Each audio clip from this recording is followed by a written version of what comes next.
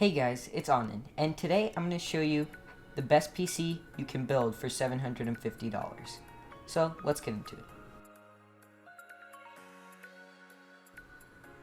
The first part on the list is the Intel i5-6500.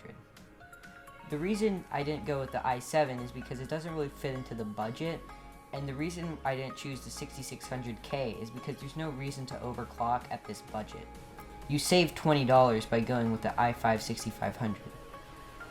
The next product is the Master TX3 cooler. This is really optional because since we're not overclocking, we can just use the stock cooler. But if you'd like better temps and slightly less noise, you should pick this up.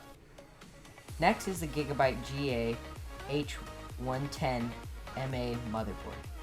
This is a pretty standard budget motherboard.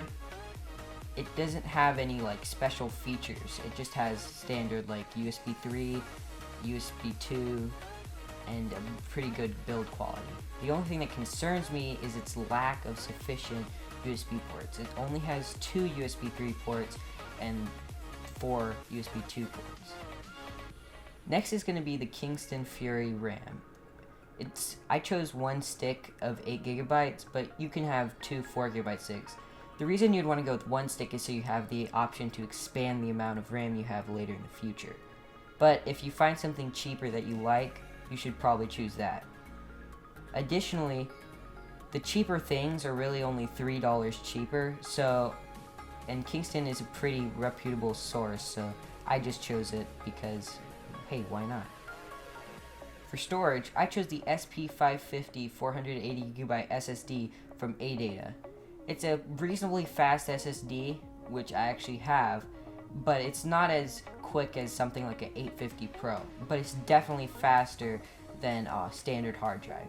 If you need more storage, which I don't, you can pick up a hard drive like 1TB or 2TB from Seagate or Western Digital, and I recommend the Western Digital Blue or the Seagate Barracuda.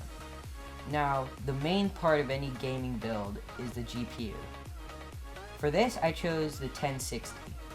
While the 480 is out, and a lot of people like that, it's just not as good as the 1060. The 1060 always outperforms it by 9 to 11%.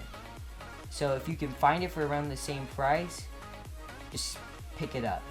If you really want to save money, you can try picking up an RX 480 if they're even in stock, but I would really recommend the 1060. For the case, I chose the NZXT 210 Source Elite. There's a difference between the Source and the Source Elite. The Elite has a USB 3 port on the front. If you don't need that, you can save $10 by just going for the standard Source. And there's also an option for a side panel, and that costs about the same as the Elite. Finally, we get to the power supply. The power supply is just a CX450M from Corsair. It's semi-modular and 80+ bronze certified. There's nothing too special about it, and this is basically all you need for a single GPU PC build like this.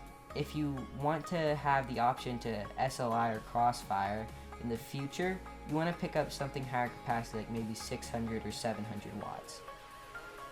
If you guys want the links to all these parts, you can click on the PC part picker link in the description. Thanks for watching, guys. Subscribe, like it if you liked it, and see you in the next one.